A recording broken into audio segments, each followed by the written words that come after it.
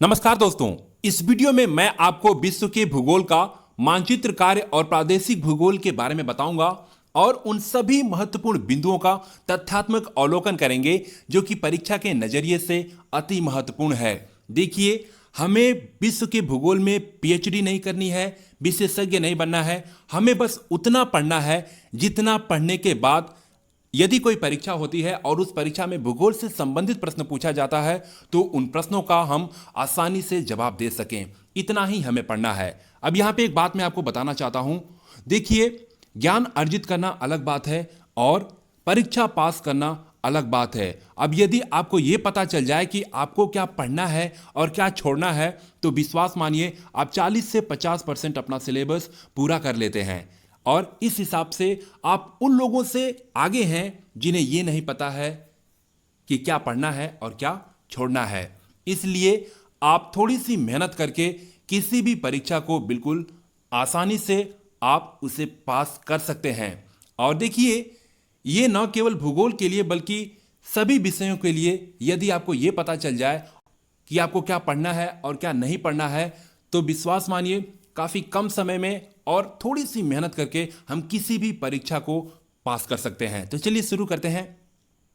देखते हैं विश्व के भूगोल में सबसे पहला पॉइंट है, पृथ्वी का क्षेत्रफल 51 करोड़ वर्ग किलोमीटर है। यानी कि पृथ्वी का जो पूरा क्षेत्रफल है वे 51 करोड़ वर्ग किलोमीटर में है। आगे दूसरा पॉइंट है, महासागरीय क्षेत्रफल 36.10 करोड़ वर्ग किलोमीटर है जो पृथ्वी के कुल क्षेत्रफल का लगभग 71% भाग है। यानी कि ये जो पृथ्वी का जो पूरा क्षेत्रफल है इसमें 71% भाग यानी कि 36.10 करोड़ वर्ग किलोमीटर में पानी है, यानी कि जल है, जलीय भाग है। आगे तीसरा पॉइंट है, महाद्वीपीय क्षेत्रफल 14.90 करोड़ वर्ग किलोमीटर है जो पृथ्वी के कुल क्षेत्रफल का लगभग 29% भाग है। यानी कि पृथ्वी का जो पूरा क्षेत्रफल है इसमें 29% भाग में महाद्वीप है और यही महाद्वीप है जहां पे निवास योग्य भूमि है, फिर चाहे इंसान हो या फिर जीव जंतु हो, यही 29% में ही सबका निवास स्थान है। आगे चौथा पॉइंट है, उत्तरीय गोलार्ध को स्थलीय गोलार्ध कहा जाता है। यहां पृथ्वी का 83% स्थलीय भाग स्थित है। अब देखिए, पूरे पृथ्वी को बीचों बीच से बांटा गया है। ऊपरी भाग को हम लोग उत्तरीय गोलार्ध कहते हैं और निचले भाग को हम लोग दक्षिणीय गोलार्ध कहते हैं। आगे इस चीज को मैं मैप के माध्यम से आपको समझाऊंगा। अगला पॉइंट देख लेते हैं, दक्षिणीय गोलार्ध को जलीय गोलार्ध कहा जाता है।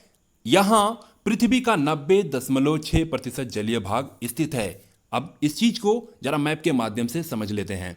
अब देखिए, ये पूरी पृथ्वी है।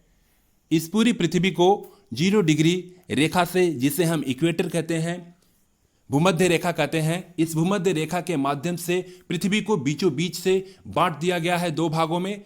ऊपरी भाग को हम उत्तरी गोलार्ध कहते हैं और निचली भाग को हम दक्षिणीय गोलार्ध कहते हैं। आप देखेंगे कि उत्तरीय गोलार्ध में ज्यादा से ज्यादा यानी कि करीब 83% स्थलीय भाग स्थित है। आप यहां पे देख सकते हैं कि ये जो ग्रीन ग्रीन सा है, ये जो स्पॉट दिख रहा है ये स्थल है और ये जो बाकी जो स्पेस दिख रही है ये जल है।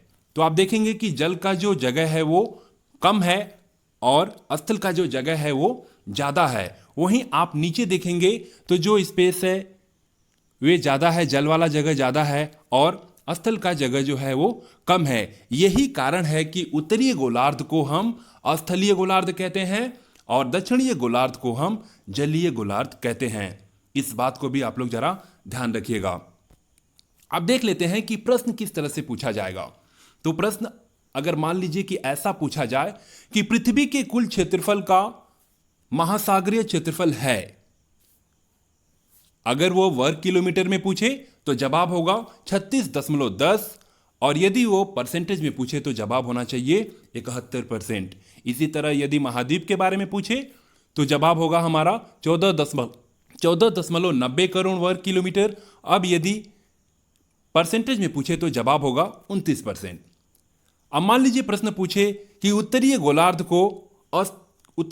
को क्या कहा जाता है, तो उत्तरीय गोलार्ध को हमने देखा कि स्थलीय गोलार्ध कहा जाता है क्योंकि यहां पे स्थल ज्यादा है। तो वहीं दक्षिणीय गोलार्ध को जलीय गोलार्ध कहा जाता है क्योंकि यहां पे जल जो है ज्यादा है। इन सभी बातों को आप लोग जरा ध्यान रखिएगा। अब आगे देखते हैं। आगे है विश्व के महाद्वीप। तो देखिए, पृथ्वी के स्थलीय भाग की बृहत्तम इकाई महाद्वीप कहलाती है, यानी कि पृथ्वी का स्थलीय भाग का वो सबसे बड़ा इकाई, सबसे बड़ा हिस्सा जिसे हम महाद्वीप कहते हैं। और इसके बृहद तटवर्तीय भूभाग सागरीय क्षेत्रों से संलग्न होता है तथा बृहद आंतरिक भाग सागरीय प्रभावों से दूर स्थित होता है। इसका मतलब क्या हुआ कि अब मान लीजिए कि ये पृथ्वी है, सॉरी ये महाद्वीप है और इसके किनारे किनारे तटवर्तीय क्षेत्र है। तो ये जो तटवर्तीय क्षेत्र है ये सागरों से लगा हुआ है, यानी कि सागर से संलग्न है, जल से सटा हुआ है। लेकिन आप जब देखेंगे कि यदि हम बीच की बात करें, जो इसका आंतरिक क्षेत्र है, जो कि स्थल है, जो जमीन है, तो आप देखेंगे कि ये जमीन सागरीय क्षेत्र के प्रभावों से दूर है। और यही कारण है कि महाद्वीप में ही निवास योग्य जो है जमीन है, जहां पर मनुष्य निवास करता है, जहां पे जीव जंतु निवास करते हैं। और ये पूरे जो पृथ्वी का जो क्षेत्रफल है उसका करीब 29% भाग है। इस बात को आप लोग जरा ध्यान रखिएगा। अब देखिए, आगे जो पॉइंट है वो है विश्व के 7 महाद्वीप हैं। वे 7 महाद्वीप कौन कौन से हैं? ये तो सबको याद होता है, एशिया, यूरोप, अफ्रीका, उत्तरी अमेरिका, दक्षिणी अमेरिका, ऑस्ट्रेलिया और अंटार्कटिका। लेकिन प्रश्न किस तरह से पूछा जाता है? अब मान लीजिए प्रश्न इस तरह से पूछ लिया कि विश्व के जो महाद्वीप हैं उनको घटते क्रम में सजाइए या फिर बढ़ते क्रम में सजाइए, या फिर प्रश्न ऐसे पूछ ले कि एशिया का सबसे ऊंचा पर्वत कौन सा है, या फिर एशिया का सबसे निचला सतह कौन सा है समुद्र तल से। इस तरह के प्रश्न पूछा जाता है। तो चलिए आगे उन्हीं सब चीजों को, उन सब बिंदुओं को देख लेते हैं।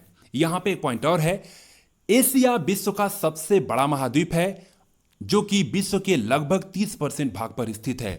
यानी कि एशिया जो है ये विश्व का सबसे बड़ा महाद्वीप है और ये 30% भाग पर स्थित है।